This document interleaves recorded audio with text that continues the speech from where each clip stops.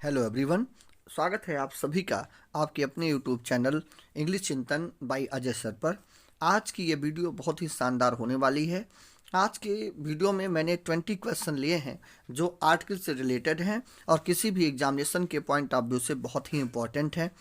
Video पर आगे बढ़ें उसके पहले अगर आप हमारे चैनल पर नए हैं तो निवेदन है आपसे कि आप चैनल को सब्सक्राइब करें और अगर वीडियो पसंद आए तो लाइक और कमेंट करना ना भूलें। तो चलिए आज की ये शानदार वीडियो स्टार्ट करते हैं।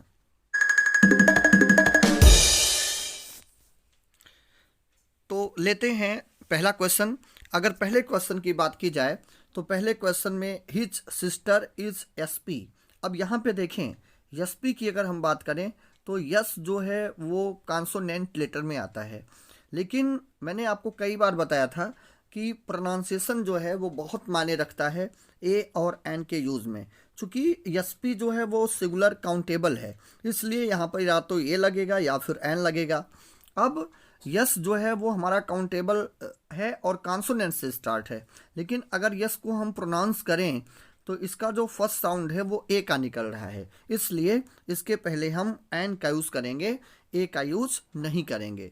अगर आपको साउंड का कोई इशू है तो साउंड के इशू का मतलब अगर आपको ये कंफर्म नहीं है कि जो साउंड की बार बार बात की जाती है ए और एन के बारे में, तो उसके लिए मैं एक स्क्रीनशॉट आपको शेयर कर रहा हूँ जिसमें आप स्पष्ट रूप से देख सकते हैं कि वावेल के 20 साउंड होते हैं जो किसी ना किसी रूप में बिल्कुल आ से आह तक के जो हमारे हिंदी के स्वर होते हैं वो बिल्कुल वैसे ही दिखते हैं। तो आप इस स्क्रीनशॉट में आपने देखा होगा कि वो सारी चीज़ें जो साउंड हैं वो बिल्कुल आ से आह तक ही हैं। तो अगर इन साउंड्स की हम बात करें तो इनके पहले हमेशा आपको एन लगाना होता है, भले ही वो किसी कॉन्सोनेंट लेटर के जैसे आपको दिख रहे हों। अगला क्वेश्चन लेते हैं। अगला क्वेश्चन अगर हम देखें तो अगला क्वेश्चन है हमारा he has pen and ink pot. अब देखिए पेन जो है वो भी हमारा क्या है, काउंटेबल। इंक पॉट की अगर हम बात करें तो जो हमारा इंक पॉट है वो भी क्या है, काउंटेबल। अब पी की शुरुआत पी से और इंक पॉट की शुरुआत आई से है, इसका साउंड पहला ई का है और इसका पहला साउंड पा का है। आशा है आप समझ चुके होंगे कि पेन के पहले हमें ए लगाना है और इंक पॉट के पहले हमें एन लगाना है। एक बेहद बहुत ही कॉमन सा क्वेश्चन है। अगला क्वेश्चन लेते हैं। अगला क्वेश्चन है water is necessary for life. अब देखिए यहाँ पे एक हमें नाउन मिल रहा है वाटर। वाटर को अगर हम देखें तो वाटर जो होता है ये हमारा आता है मटेरियल नाउन में। अगर वाटर की बात करें तो वाटर हमारा मटेरियल नाउन में आएगा। ये थर्ड क्वेश्चन में वाटर मटेरियल नाउन है। अब अगर मटेरियल नाउन या किसी अब्स्ट्रैक्ट नाउन के बारे में ही बात की जा रही हो तो ऐसी कंडीशन में उसके पहले हमें किसी भी आर्टिकल को लगाने की ज़रूरत नहीं होती, इसलिए यहाँ पे नो आर्टिकल का ऑप्शन सबसे करेक्ट होगा और सेंटेंस हमारा बनेगा water is necessary for life. लेते हैं अगले क्वेश्चन को। There is Kalidas in my village. एक बहुत ही इंपॉर्टेंट क्वेश्चन है, अक्सर हम यहाँ पे कंफ्यूज होते हैं। मैंने आपको अपनी पिछली वीडियो में बताया था कि अगर दो व्यक्ति हों या दो वस्तु हों या दो स्थान हों तो ऐसी कंडीशन में जिस व्यक्ति की तुलना की जाती है उसके पहले तो हम कोई आर्टिकल नहीं लगाते, लेकिन जिससे तुलना की जाती है उसके पहले हम द आर्टिकल का यूज़ करते हैं। तो ये तो एक अलग कॉन्सेप्ट था, लेकिन अब आप यहाँ पे देखें केवल वही नाम मेंशन है जिससे तुलना की जा रही है, यानी कालिदास ही मेंशन है। ऐसी कंडीशन में जब केवल वही व्यक्ति मेंशन होता है जिससे तुलना की गई होती है तो सिंपली उसके पहले हम एक इनडेफिनिट प्रोनाउन का यूज़ करते हैं, चाहे ए चाहे एन। तो अगर हम कालिदास को देखें तो चूंकि कालिदास का फर्स्ट जो साउंड है वो का है, इसलिए इसके पहले सिंपली ए का यूज़ होगा, द या एन का यूज़ नहीं होगा। अगला क्वेश्चन है eggs are sold by dozens.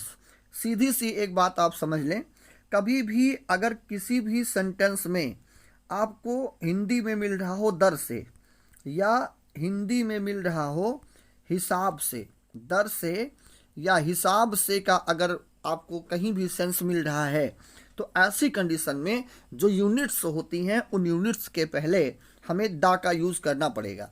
यहाँ पे हम देखें eggs are sold by dozens, यानी अंडे जो होते हैं वो दर्जन के दर से बेचे जाते हैं। तो इसलिए यहाँ पर जो आर्टिकल लगेगा हमारा वो सी ऑप्शन यानी द आर्टिकल यहाँ पे हमारा लगेगा। अगला क्वेश्चन है I want to buy X-ray plant. अब देखिए एक्सरे यहाँ पे लिखा हुआ है एक्सरे। अब एक्स दिखने में तो ये हमारा एकदम प्योर कॉन्सोनेंट दिख रहा है, लेकिन अगर हम बात करें इसके साउंड की तो इसका जो फर्स्ट साउंड है वो ए का निकल रहा है। अब चूंकि इसका फर्स्ट साउंड ए का है, ऐसी कंडीशन में हमें क्या करना है, इसके पहले एन लगा देना है। ज़्यादा हमें कुछ इसमें हिचक नहीं होनी चाहिए, क्योंकि अक्षर इम्पॉर्टेंट नहीं होता। ए और एन के लिए जो इम्पॉर्टेंट होता है वो होता है मेरे भाई उसका फर्स्ट साउंड। तो यहाँ पे हमें यूज़ करना होगा I want to buy an X-ray plant. ये एन जो है वो हमारा सही ऑप्शन होगा। अगला क्वेश्चन लेते हैं वेदास आर रिवील्ड बुक। अब देखिए क्वेश्चन कहता है वेदास आर रिवील्ड बुक। अब अगर हम बात करें वेदों की,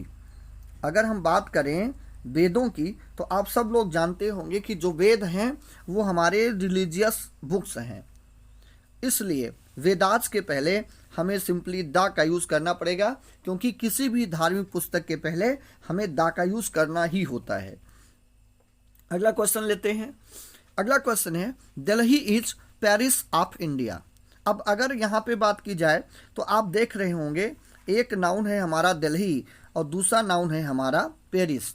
अब दिल्ली की तुलना की जा रही है, मैंने आपको बताया जिसकी तुलना की जाती है उसके पहले आर्टिकल नहीं लगता प्रॉपर नाउन में, लेकिन जिससे तुलना की जाती है उसके पहले हमें दा का यूज करना होता है। सो यहाँ पर हम क्या करेंगे, ये जो पेरिस है इसके पहले दा का यूज करेंगे। Delhi is the Paris of India. लेते हैं कुछ और क्वेश्चन को, अगले क्वेश्चन को।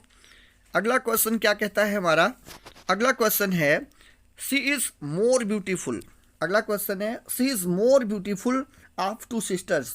बहुत ही ध्यान से इस कॉन्सेप्ट को समझिएगा।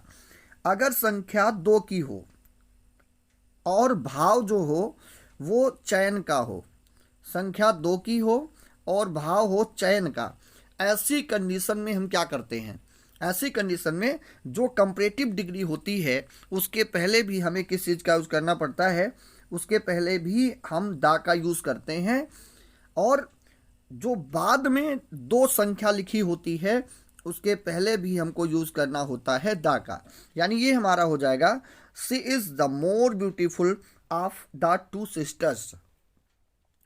अगला सेंटेंस लेते हैं। अगला सेंटेंस है हमारा the richest country of the world USA. अब यूएसए क्या है, यूएसए हमारा है एक कंट्री का नाम। यूएसए हमारा एक कंट्री है। आप जानते होंगे कि किसी भी कंट्री के पहले हमें आर्टिकल की कोई ज़रूरत नहीं होती, लेकिन कुछ ऐसे भी कंट्रीज़ हैं जिनके पहले हमें कंपलसरी दा का यूज़ करना ही होता है। अब उसमें यूएसए हो गया, यूएसएसआर हो गया, आप ले सकते हैं पीपुल्स रिपब्लिक ऑफ चाइना ले सकते हैं, आप नीदरलैंड्स ले सकते हैं, आप वेस्ट इंडीज़ ले सकते हैं। ये सारे ऐसे देश हैं जिनके पहले आपको दा का यूज़ करना ही होता है। तो ऐसी कंडीशन में सी जो है वो हमारा एक सही उत्तर हो जाएगा। अगला क्वेश्चन लेते हैं 11 नंबर।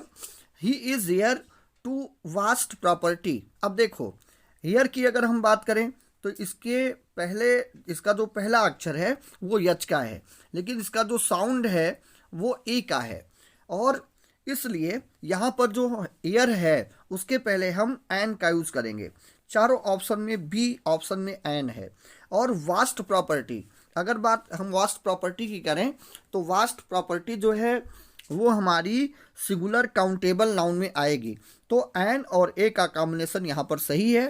He is an heir to a vast property is the correct sentence. अगला सेंटेंस हम देखते हैं मैन इज मोर्टल।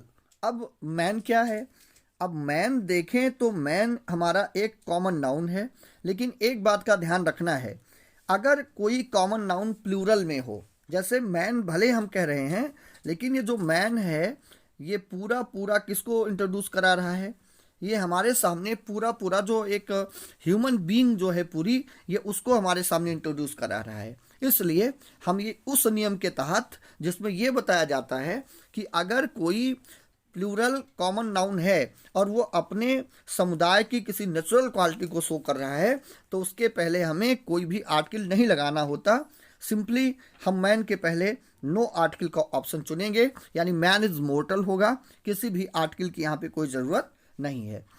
अगला क्वेश्चन है, Indian ocean is deepest ocean. देखो, नदी हो, आप सारे लोग जानते होंगे, नदी हो, नहर हो, समुद्र हो, महासागर हो, खाड़ी हो, मरुस्थल हो, अगर इनके नाम कहीं भी मिल रहे हैं तो सिंपली उसके पहले हमें दा का यूज़ करना है। तो ये हमारा हो जाएगा द इंडियन ओशन। और दूसरा देखें, डीपेस्ट जो है वो सुपरलेटिव डिग्री है, और सुपरलेटिव डिग्री के किसी भी वर्ड के पहले हमें दा का यूज़ करना ही होता है। तो आपने देखा होगा ये जो ऑप्शन है वो हमारा सही ऑप्शन होगा। और आप लोग अपना स्कोर ज़रूर कमेंट बॉक्स में बताया करें कि आपने कितने क्वेश्चन अटेम्प्ट किए हैं, और वीडियो को पूरी देखा करें, क्योंकि हो सकता है कुछ इंपॉर्टेंट क्वेश्चन हो जो वीडियो के अंत में हो। अगर आप वीडियो को पूरी नहीं देखेंगे तो आप उन तक पहुंच नहीं पाएंगे, और हो सकता है आपके एग्जाम में वही सेंटेंस सेम टू सेम आए। अगला क्वेश्चन लेते हैं, people of Japan are called Japanese. अब देखें, एक कॉम्बिनेशन बताया था मैंने आपको नाउन ऑफ नाउन का, यहाँ पे पीपुल लिखा गया है, उसके बाद ऑफ है, और उसके बाद फिर आपका जापान है। तो ये कॉम्बिनेशन वही है नाउन ऑफ नाउन का। अब ऐसी कंडीशन में जो पहला हमारा नाउन होगा उसके पहले हमें दा का यूज़ करना होगा। तो देखो, चारों ऑप्शन में यहाँ दा है और डी पे दा है, और उसके बाद जापानीज जो है वहाँ के सिटीजन का सेंस दे रहा है, इसलिए जापानीज के पहले भी हमें दा का यूज़ करना होगा। So D is the correct option. अगले क्वेश्चन को लेते हैं। 15 नंबर क्वेश्चन क्या कहता है? 15 नंबर क्वेश्चन कहता है, more one has more he wants. एक फ्रेज बनता है मेरे भाई कि अगर कभी कोई भी सेंटेंस किसी कंपैरेटिव डिग्री से स्टार्ट हो रहा हो और उसके बाद फिर से कंपैरेटिव डिग्री का वर्ड आ रहा हो, तो ऐसी कंडीशन में दोनों कंपैरेटिव डिग्री के पहले हमें दा का यूज़ करना पड़ता है, और ये बिल्कुल फ्रेजल सेंटेंस हमारे बन जाते हैं। जैसे अगर मैं बोलूं the more one has the more he wants, मतलब इसका होगा कि किसी व्यक्ति के पास जितना ही ज़्यादा होता है वो उतनी ही ज़्यादा इच्छा करने लगता है, और इस कंडीशन में हमारा सी ऑप्शन करेक्ट होगा। सी इज द करेक्ट आंसर। अगला क्वेश्चन लेते हैं।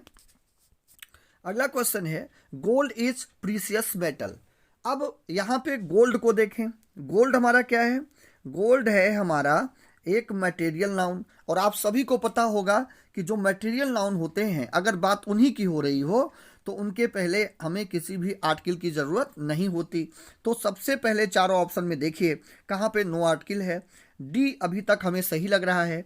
और प्रीशियस मेटल, मेटल जो है वो काउंटेबल है, उसके पहले प्रीशियस मेटल को क्वालिफाई कर रहा है। प्रीशियस का पी है, और पी जो है वो कॉन्सोनेंट साउंड में आता है, इसलिए इसके पहले में नो आर्टिकल और ए का यूज़ करेंगे। D is our correct answer. अगला क्वेश्चन लेते हैं। Piano is musical thing. यहाँ पे अगर इंस्ट्रूमेंट होता तो ज़्यादा बढ़िया होता, ये हमारे कंप्यूटर बाबू की थोड़ी सी गलती है। फिलहाल आप इसको इंस्ट्रूमेंट के तौर पे लें। सिंपल सा एक नियम है कि अगर कोई म्यूजिकल इंस्ट्रूमेंट है उसके नाम के पहले हम हमेशा दा का यूज़ करते हैं। तो पियानो के पहले तो दा का यूज़ होगा, यानी सी ऑप्शन अभी तक सही लग रहा है। और जो म्यूजिकल इंस्ट्रूमेंट होता है वो सिंगुलर काउंटेबल है, इसलिए उसके पहले ए का यूज़ होगा। तो दो दा और ए का ऑप्शन हमारा है वो सही होगा, यानी सी इज द करेक्ट ऑप्शन। अगला क्वेश्चन लेते हैं। महाजन इज हिस्टोरियन। अब ये थोड़ा सा विवादित प्रश्न है हिस्टोरियन वाला। महाजन इज हिस्टोरियन एक ग्रुप है जो ये कहता है कि यहाँ पर एन का यूज़ होना चाहिए, लेकिन आप ध्यान दे लें आज की मॉडर्न इंग्लिश जो है उसमें होटल या हिस्ट्री या हिस्टोरियन इन सब के पहले ए का यूज़ ज़्यादा बढ़िया माना जाता है, इसलिए हम ए के साथ जाएंगे और हम लिखेंगे कि महाजन इज़ अ हिस्टोरियन, ये हमारा सही होगा। अब अगला देखते हैं, हिज सन इज जीनियस। अब यहाँ पे अगर देखें तो हम जीनियस चूंकि सिंगुलर काउंटेबल है, हालांकि ये थोड़ा सा एडजेक्टिव की तरफ जा रहा है, लेकिन फिर भी चूंकि हिज सन के लिए यूज हुआ है, हम यहाँ पे ए का यूज करेंगे। His son is a genius. अब देखें, what innings it has been, अंतिम प्रश्न है आज का, what innings it has been.